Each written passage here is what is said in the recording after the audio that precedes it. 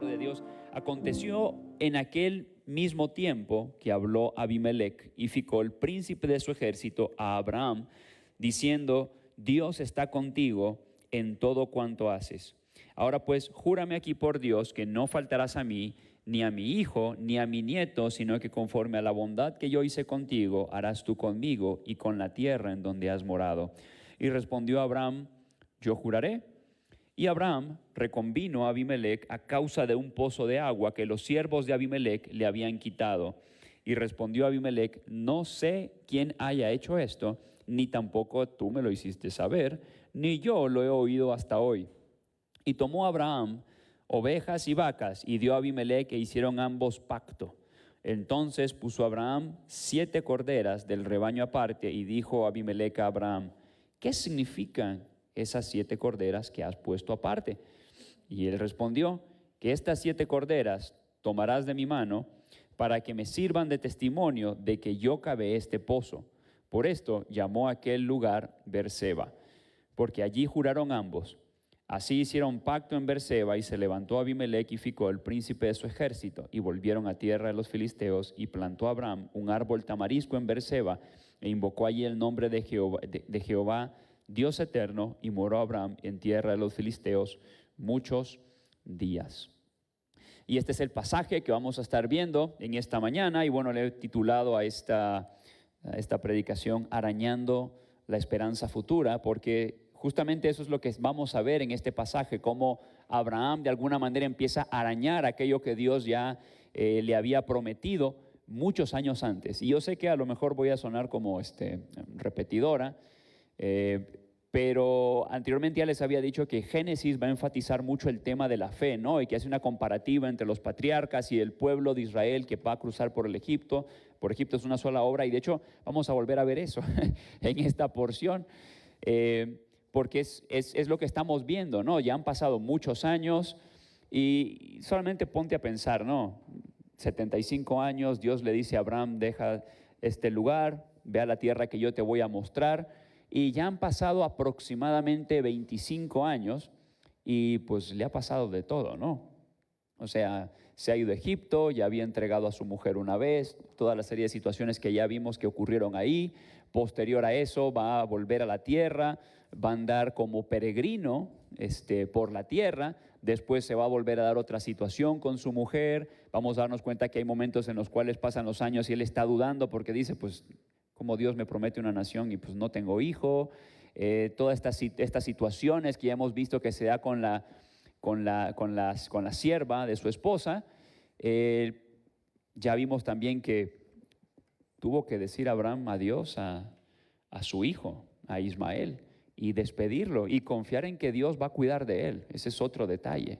Pero muy probablemente todas estas cosas son cosas que no se imaginó Abraham que iban a ocurrir a lo largo de toda su vida, cuando Dios le dijo: deja tu tierra y vete al lugar que yo te voy a mostrar. Y es que ese es el detalle.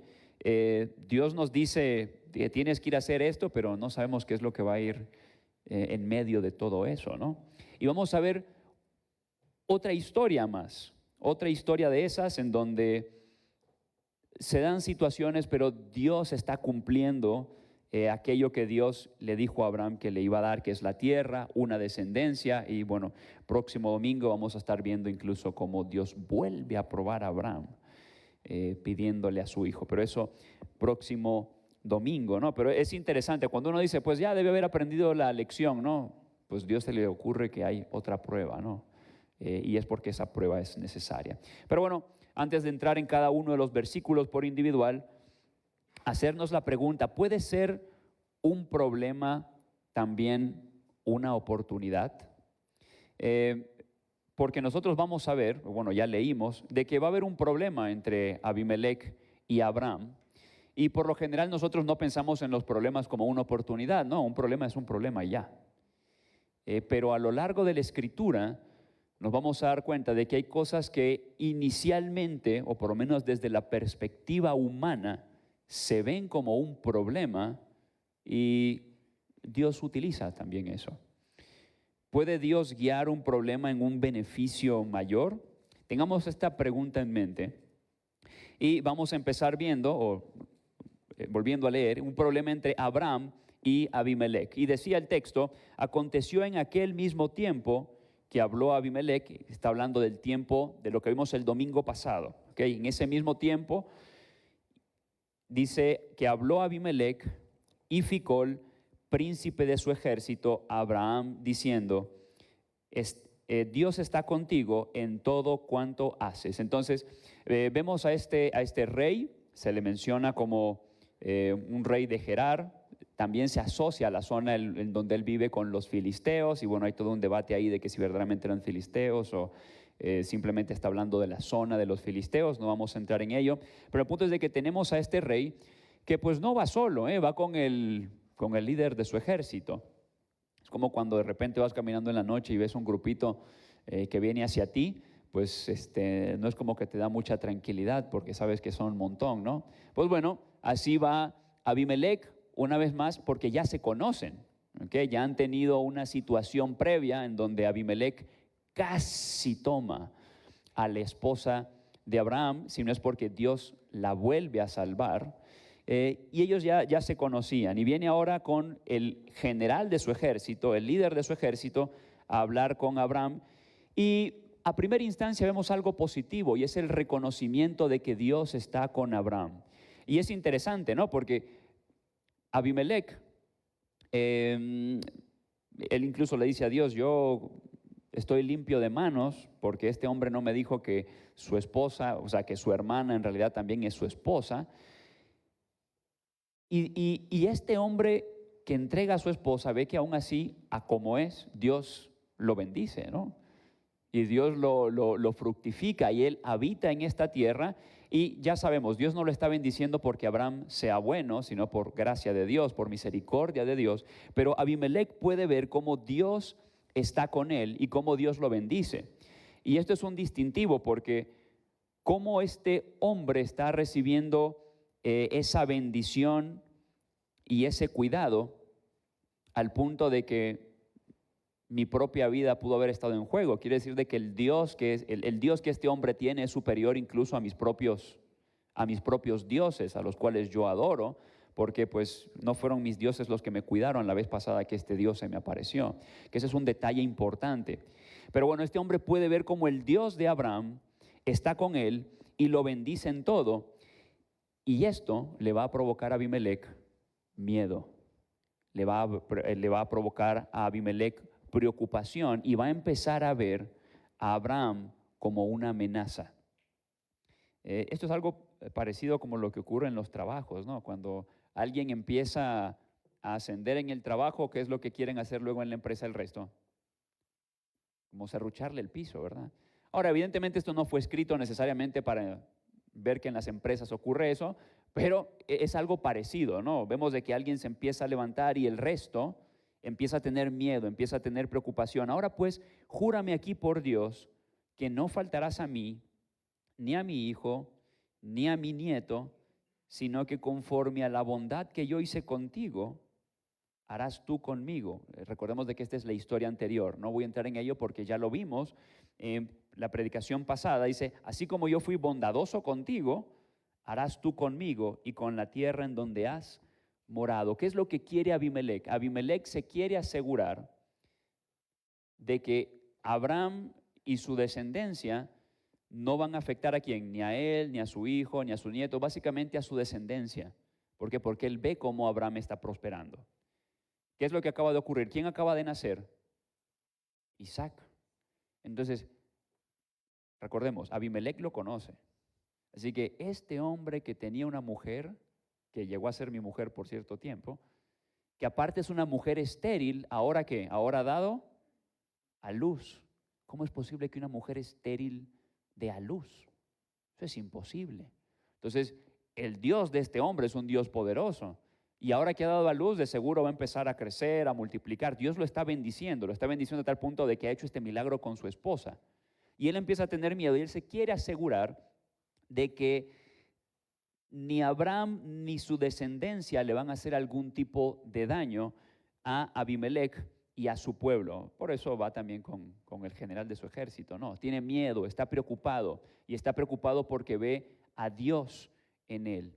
Y ese es el detalle, mis amados hermanos. Cuando alguien ve algo en nosotros, ese algo que ve tiene que ser a Dios. No sé si alguna vez te ha pasado que alguien te dice, un no creyente, es que yo veo que tú tienes algo diferente. Y cuando uno es honesto con uno mismo, o sea, es autoanalítico, pues uno sabe que uno tiene un montón de cosas mal. O sea, como está escrito, no hay bueno ni aún uno. Pero ¿cómo es posible de que puedan ver una diferencia? Pues esa diferencia que están viendo es Dios. Y eso diferente que Abimelec está viendo en Abraham, no es Abraham, porque Abraham no es bueno, es malo. ¿Ok? Lo hemos visto anteriormente. Entrega a su mujer, duda, se llega a su concubina, un montón de cosas. Pero Dios está con él y eso es lo que hace la diferencia. Y como ya habíamos visto anteriormente, Dios está también haciendo una obra en él. No es que quiere que Abraham se quede tal cual está.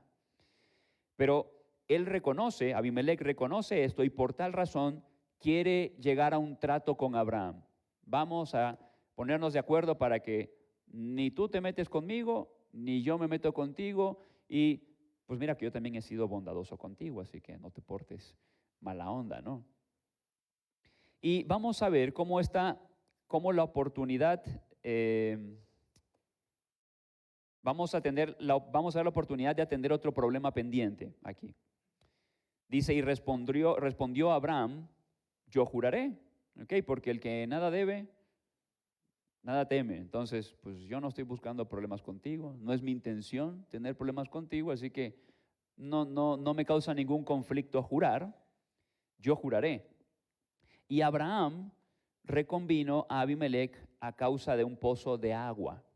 Entonces, ¿qué es lo que tenemos? Tenemos de que anteriormente Abraham ya tenía un problema con Abimelec. Y más que con Abimelec, con los siervos de Abimelec. Parece que los siervos de Abimelec le habían quitado a Abraham un pozo. Y esto no es poca cosa, ¿no? Porque alguien podría decir, bueno, ¿qué tanto problema por un pozo? Y es que nosotros, personas del siglo XXI, tenemos en realidad grandes beneficios que la gente del pasado no tuvo, ¿ok? Cuando alguien dice, no, estamos mal, mis hermanos, hoy en día hasta una persona pobre tiene acceso a cosas que ni los reyes del pasado tuvieron. Y el solo hecho de tener agua potable es un beneficio que muchos no tenían. Antes había que cavar un pozo y si ese pozo estaba a no sé cuántos kilómetros había que ir a esos. Y en algunos lugares todavía sigue siendo así. Pero recordemos de que estamos en una zona semidesértica, no me voy a meter en geografía, pero en la zona en donde ahorita está habitando Abraham, es zona semidesértica, así que si hay algo que escasea es el agua. Entonces, algo tan básico, algo tan necesario para poder sobrevivir como el agua, le ha sido arrebatado a Abraham por parte de uno de sus siervos. No quiere decir de que no tenía ahora dónde tomar agua, porque hay otras fuentes de agua, pero por la que él había trabajado, por la que él se había esmerado, bueno, sus siervos, los siervos de Abraham, para que tuvieran eso de manera accesible, pues lo habían perdido porque unos siervos de Abimelec se lo habían quitado. Entonces, Abimelec tiene miedo de Abraham. Entonces, Abimelec dice, pues es mejor hacer un juramento con este hombre, no sea que de repente se multiplique y entonces sea una amenaza. Que dicho sea de paso, eso anticipa un problema que vamos a ver después, más adelante en la historia. Eso va a volver a ocurrir, ¿sabes en dónde? En Éxodo, porque Faraón va a ver ¿qué? Que el pueblo de Dios empieza a crecer. ¿Y qué es lo que va a querer hacer?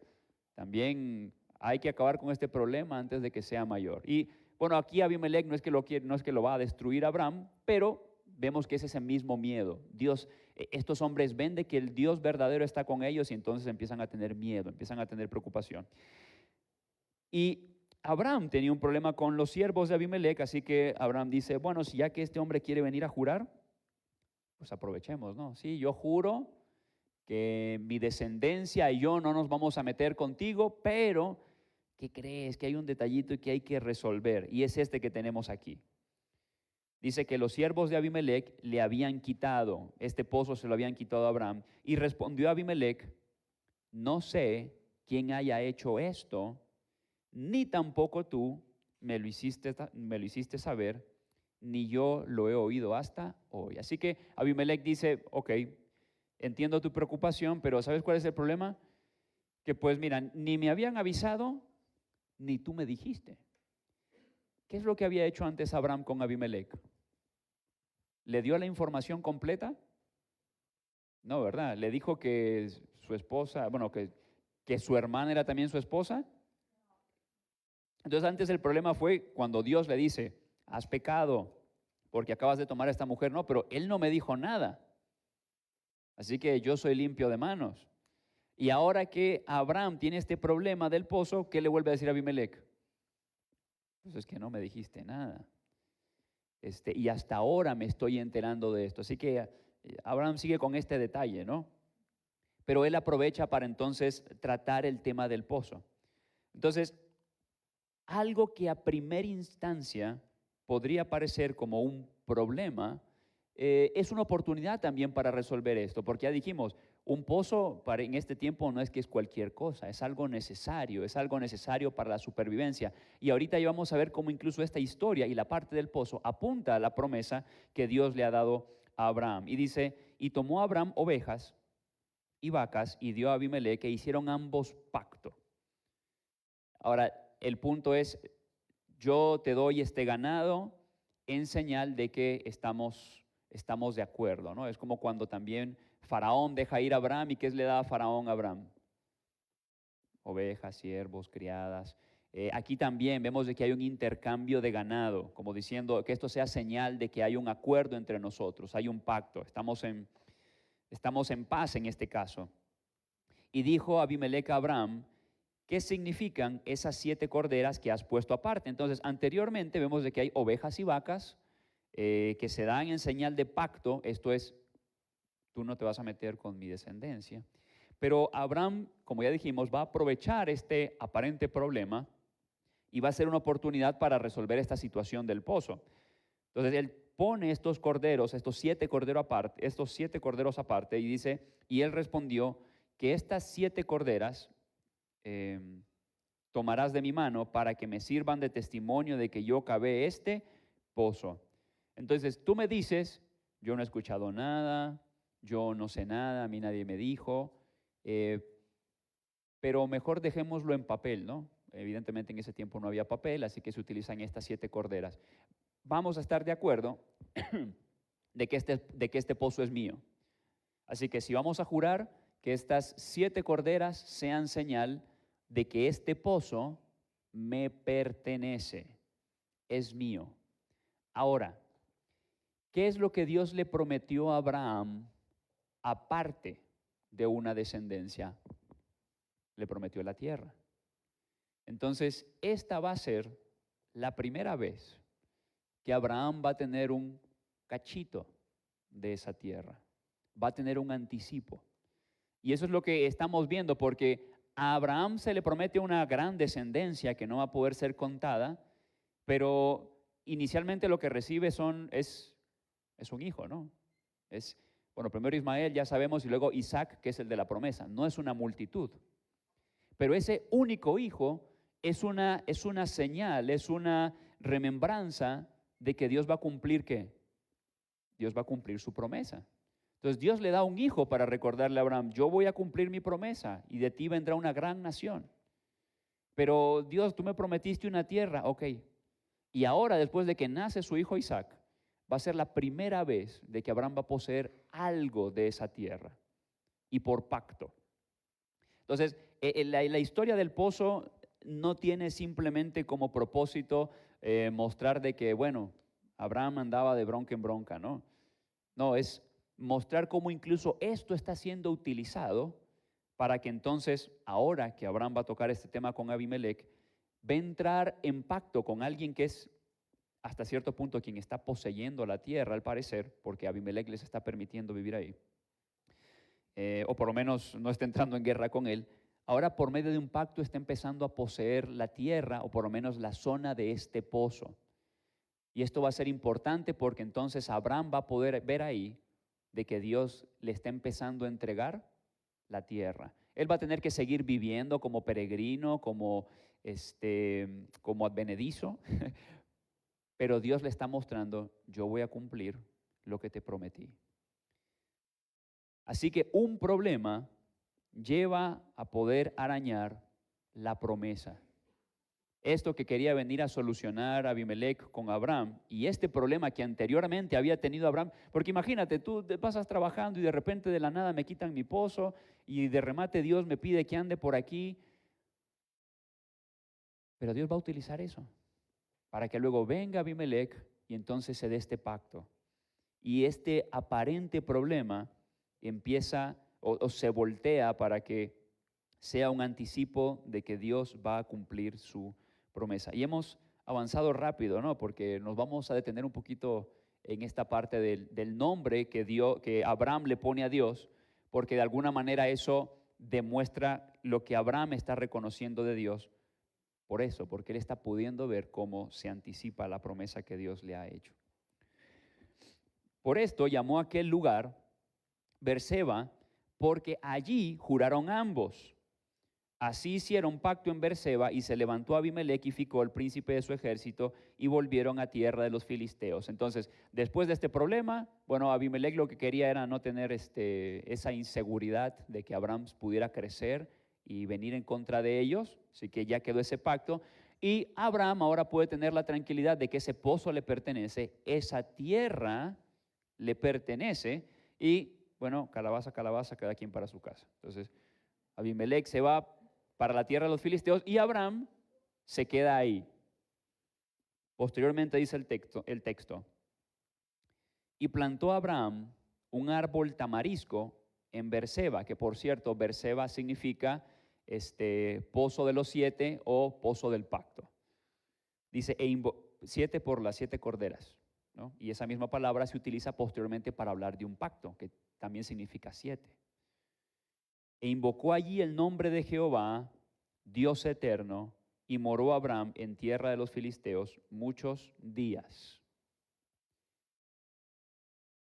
Y como antes también se ha mencionado, los autores bíblicos es muy curioso, ¿no? Porque a veces los autores bíblicos ponen detalles que por lo general no son del interés de una persona del siglo XXI.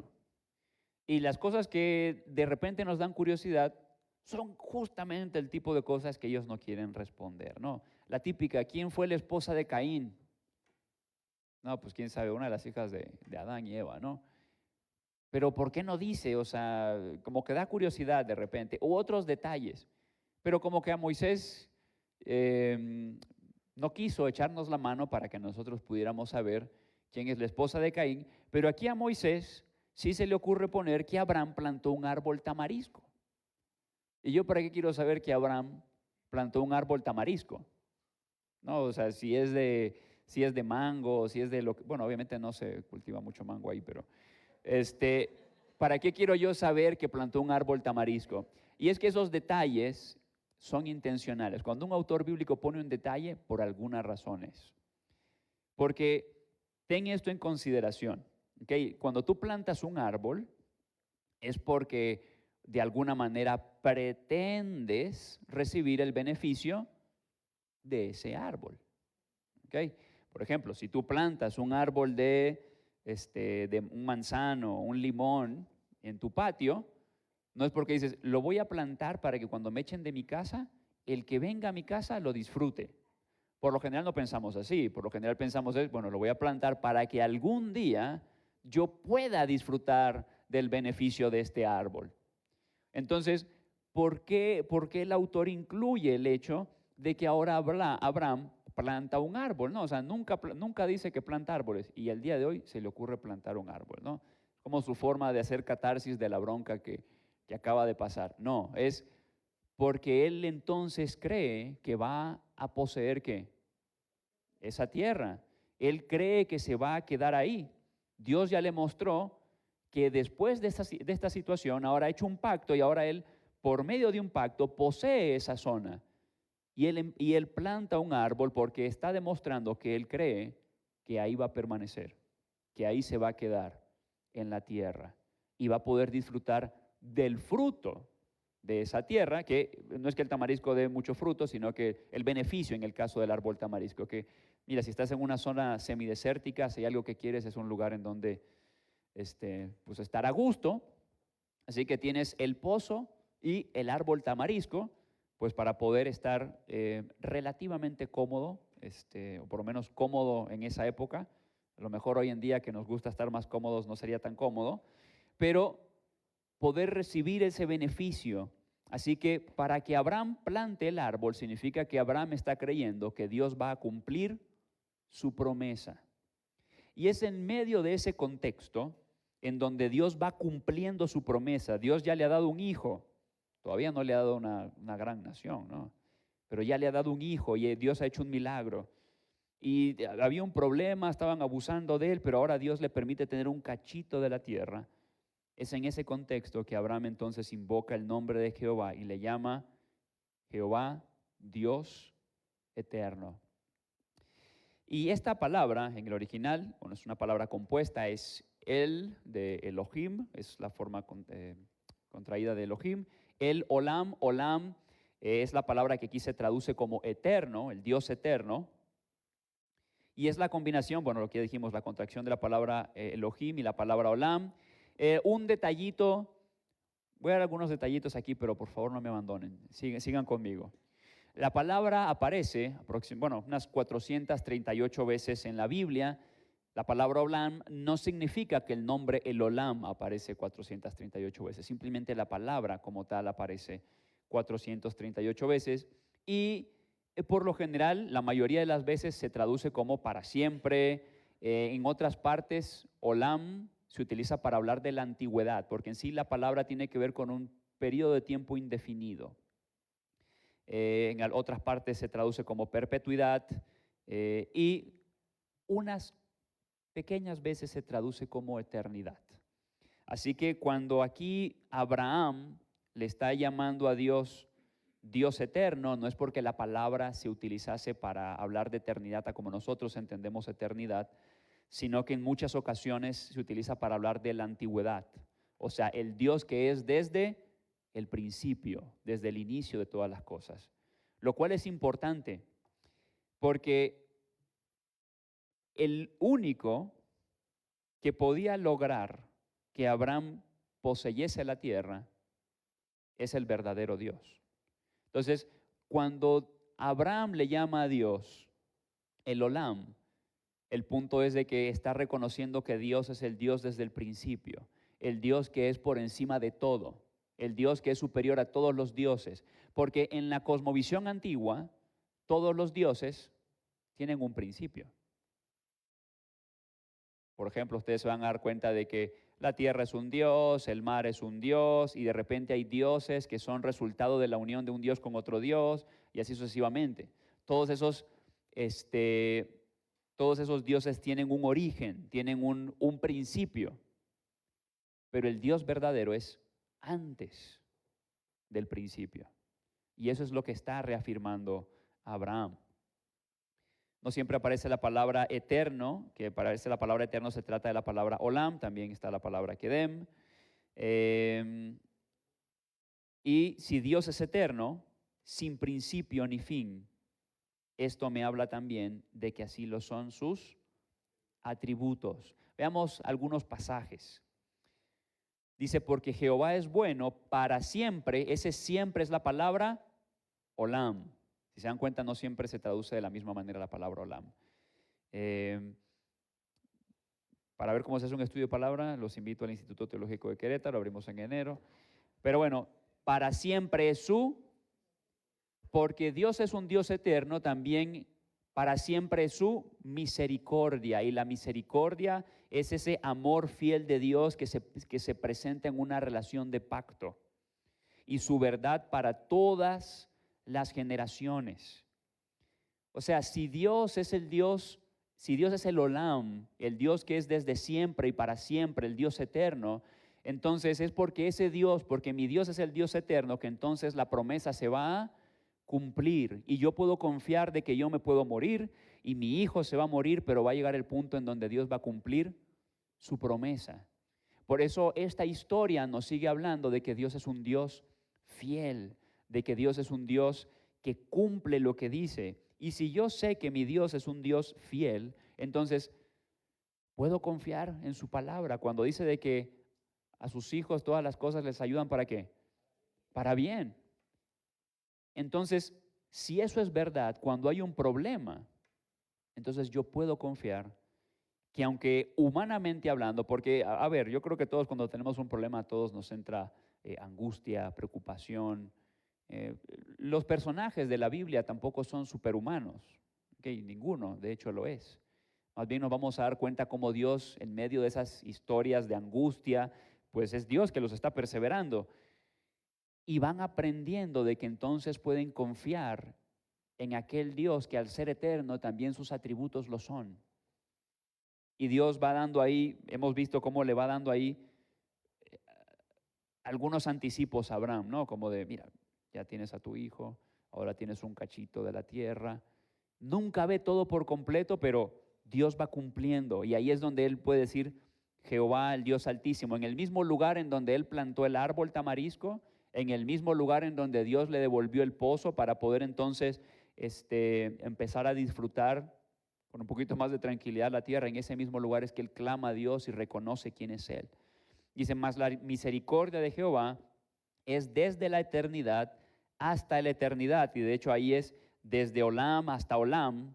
¿Sobre quiénes? Sobre los que le temen. Si tú quieres ver una forma en la cual se le llama a los creyentes en el Antiguo Testamento es los que temen a Jehová. Están los que temen a Jehová y están los que temen a otros dioses. Están los que temen a Jehová y están a los que temen a los hombres, a otros hombres. Un creyente en el Antiguo Testamento son los que temen a Jehová y su misericordia es para con ellos. Así que si tú eres un creyente, que de hecho el Nuevo Testamento también dice que nosotros debemos temer a Jehová, entonces su misericordia es para nosotros, ¿cuándo? Para siempre, desde la eternidad hasta la eternidad, y su justicia sobre los hijos de los hijos. Y nota que de esta misma manera habla el Nuevo Testamento acerca de Cristo. Por ejemplo, ¿cómo habla el Nuevo Testamento acerca de Cristo? Jesucristo es el mismo ayer, hoy y siempre, porque Cristo es el Olam. Apocalipsis va a decir, Cristo que habla, yo soy el alfa y la omega, yo soy el principio y fin. O sea, lo que dice alfa y omega es lo mismo cuando dice principio y fin. Alfa es la primera letra del alfabeto griego, omega es la última, es el principio y el fin. Dice el Señor, el que es, el que era y que ha de venir, porque ¿quién va a venir? Exactamente, el Todopoderoso. Cristo es el Olam. Así dice Jehová, Rey de Israel, y su Redentor, Jehová de los ejércitos. Yo soy el primero, yo soy el, y fuera de mí no hay Dios. O sea, cuando Abraham le llama a Jehová el Olam, es porque fuera de él no hay Dios.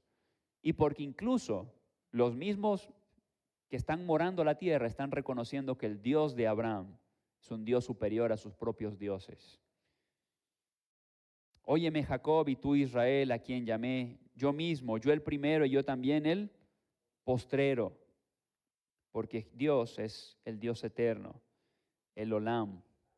De hecho, de ahí que Olam se entiende como algo que queda fuera del alcance de la mente humana, incomprensible para el hombre, porque ¿quién puede entender la eternidad de Dios?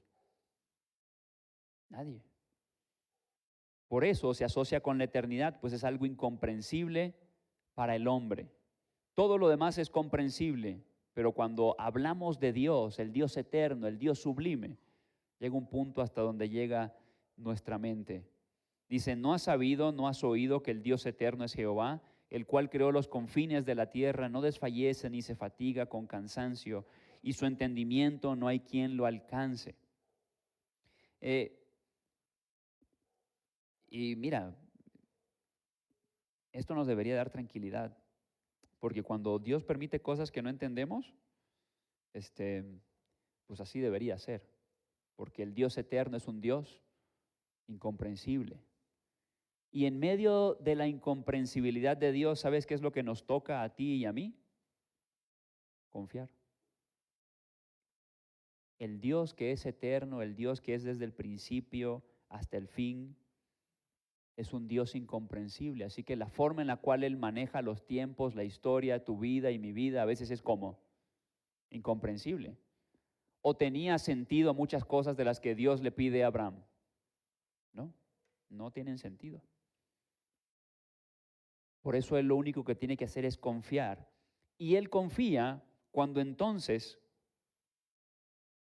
sabe quién es su Dios. No sé si tú te acuerdas, pero Roy en su última predicación, él puso una ilustración. No sé si te acuerdas. Pero él puso la siguiente ilustración. Él puso la ilustración de que iba un vuelo y iba un niño sentado al lado de una señora, no sé si se acuerdan, y de que entonces en el vuelo empezó una turbulencia y de que la señora estaba así, ¿qué pasa? Nos vamos a morir. Y el niño así muy tranquilo, viendo por la ventana.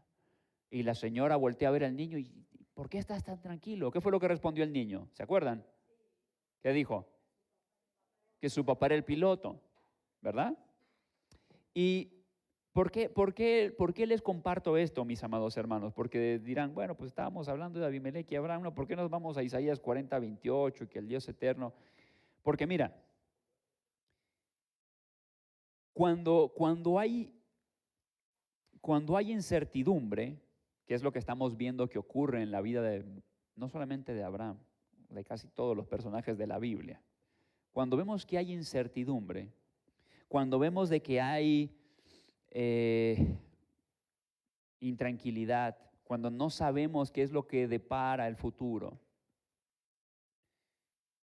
vamos a darnos cuenta que los personajes bíblicos, la forma en la cual pueden proseguir es porque reconocen quién es el piloto, esto es Dios. Tú no vas a encontrar en la Biblia, por ejemplo, permíteme leerte Jeremías 10, versos 6 y 7. No hay semejante a ti, oh Jehová, grande eres tú y grande tu nombre en poderío. ¿Quién no te temerá, oh Rey de las naciones? Porque a ti es debido el temor. O sea, no hay que temer a nadie más que a quién, que a Dios. Por eso dice Jesús, no temas a los que matan el cuerpo, sino que puede echarlo en el infierno. Porque entre todos los sabios de las naciones, en todos sus reinos, no hay semejante a ti. O sea, Jeremías está predicando en un periodo de tiempo de incertidumbre, ¿ok? Si tú lees Jeremías, Jeremías está predicando en el tiempo de los últimos reyes de Judá, que son puros reyes corruptos, perversos, degenerados. Entonces, vives en una nación caída, perversa, corrupta, degenerada. Los asirios, que era un imperio que había estado dominando para ese entonces, están en descenso. ¿Y sabes quién está en ascenso? Los babilonios. Y a lo mejor alguien dirá, bueno, ¿y eso qué? Mira, es como que estás viviendo en un país corrupto y luego viene un país más grande y te viene a conquistar. ¿Cómo estarías? Tranquilo. No, ¿verdad que no? O sea, cuando está en ese tipo de situaciones, sabes que estás a punto de perder tu casa, puedes perder a tu familia, puedes perder tu vida, puedes perder un montón de cosas, ¿o no? Es un momento de incertidumbre. Y mira lo que dice Jeremías. Todos infatuarán y entontecerán. ¿Qué es infatuar? Lo mismo, atontecerse. Embrutecerse. Dice, todos embrutecerán, entontecerán, enseñanza de vanidades es el leño, hablando de la gente que es idólatra, traerán plata batida de Tarsis y oro de Ufaz, obra del artífice y de manos del fundidor, los vestirán de azul y de púrpura, obra de peritos es todo, porque muchos están buscando en sus propios dioses la seguridad, para que entonces puedan sobrellevar todas estas situaciones que están viviendo. Y mira lo que dice el verso 10. Mas Jehová es el Dios verdadero. Él es Dios vivo y Rey eterno.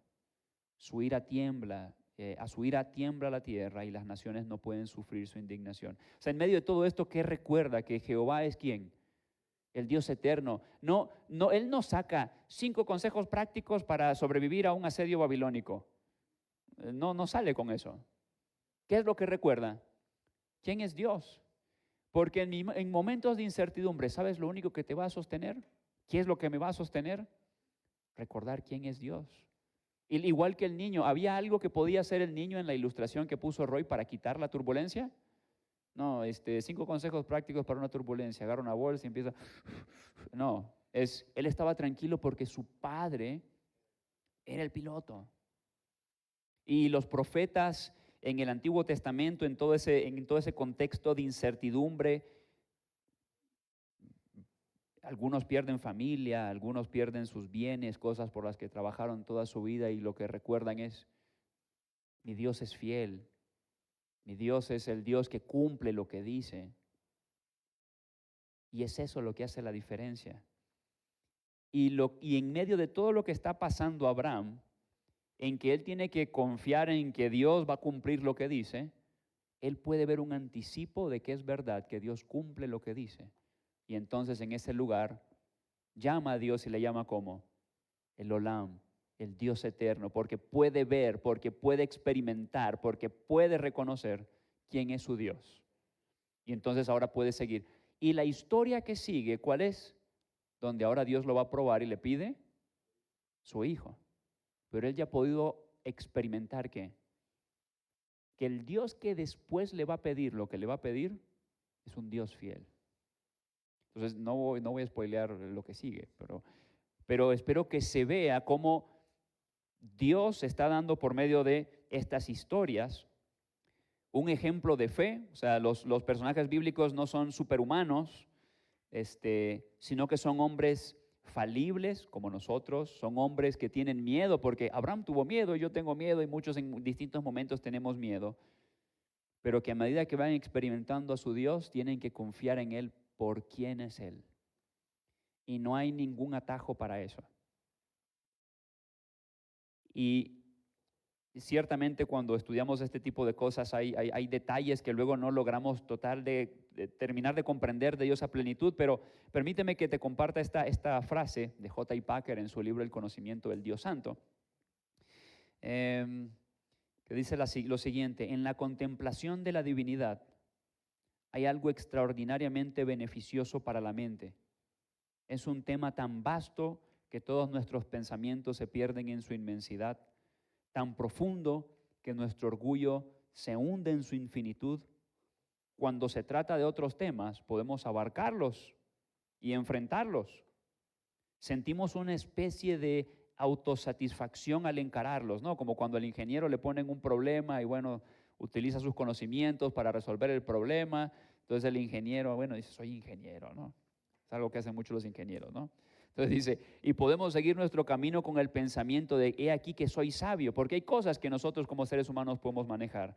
Pero cuando damos con esta ciencia por excelencia y descubrimos que nuestra plomada no puede sondear su profundidad, que nuestro ojo de águila no puede percibir su altura, nos alejamos con el pensamiento de que el hombre vano quisiera ser sabio, pero es como el pollino salvaje, y con la solemne exclamación de que soy de ayer y nada sé, ningún tema de contemplación tenderá a humillar a la mente en mayor medida que los pensamientos de Dios.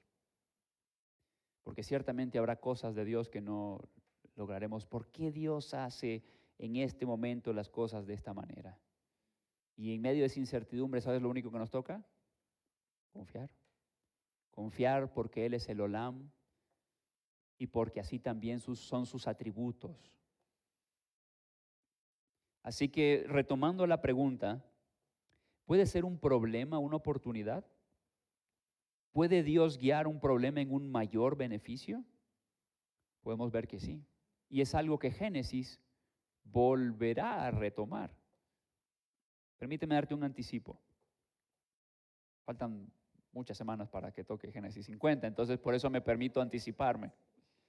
Mira lo que le pasa a José, dice, y le respondió José, porque Abraham se ha muerto, perdón, Jacob se ha muerto, y José empieza ahí, bueno, no José, los hermanos de José empiezan ahí a tener miedo porque dicen, bueno, ya se murió nuestro padre, y pues ahora si José nos quiere hacer algo, pues eres el mero mero, nos puede matar. Así que también tienen miedo porque Dios ha levantado a su hermano por encima de ellos. Y dice José, cuando sus hermanos le vienen a decir, oye José, nuestro papá nos dijo que, oye, nos llevemos bien.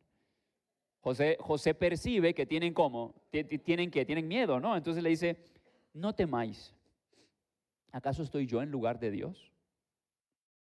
Porque Dios puede hacer a como Él quiere y permite cosas que no entendemos. ¿Por qué le permitió al pobre José? Aquí está la respuesta. Vosotros pensasteis mal contra mí, mas Dios lo encaminó para hacer lo que vemos hoy, para mantener en vida a mucho pueblo. Y de hecho en el original dice, vosotros pensasteis a mal contra mí, mas Dios lo pensó a bien.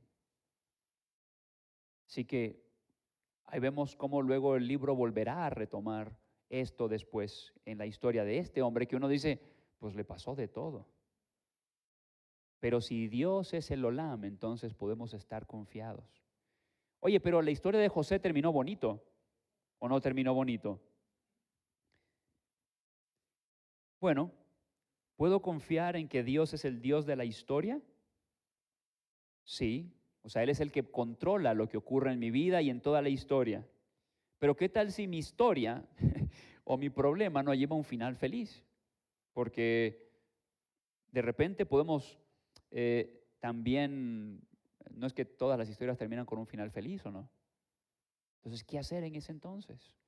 Permíteme leerte lo que dice Pedro. Dice, amados, yo os ruego que como extranjeros y peregrinos, que os abstengáis de los deseos carnales que batallan contra el alma, manteniendo buena vuestra manera de vivir entre los gentiles, para que en lo que murmuran de vosotros como de malhechores, glorifiquen a Dios en el día de la visitación, al considerar vuestras buenas obras. Cuando tú lees la primera carta de Pedro, te vas a dar cuenta de que él va a utilizar mucho el lenguaje de que nosotros somos también ¿qué? Peregrinos, así como Abraham, así como el pueblo de Israel por el desierto. Nosotros también somos peregrinos en este mundo. Y la iglesia está recibiendo cierta persecución, exclusión de la sociedad también. Y, oye, ¿y qué hacemos? Glorifica a Dios en medio de esas circunstancias, para que independientemente de lo que haya de ser de nosotros en este peregrinar, cuando el Señor vuelva, dice, glorifiquen a Dios en el día de la visitación al considerar vuestras buenas obras. Así que independientemente de las circunstancias, lo único que nos toca es confiar. Recapitulando, saber que estoy en las manos del Dios eterno me debe dar confianza. Es lo que vemos de que Abraham va aprendiendo. Una enseñanza de muchos años, pero lo sigue aprendiendo. Saber que Dios es eterno me recuerda que su amor, misericordia, fidelidad y resto de atributos también lo son. Y saber que Dios es incomprensible también me ayuda a ser humilde. Porque con otras cosas yo las puedo controlar y manejar, pero si algo que yo no puedo controlar y manejar es mi historia, el mundo, y es ahí donde tengo que reconocer que hay alguien que puede manejar mi historia y el mundo mejor que yo. Entonces, acompáñenme a orar.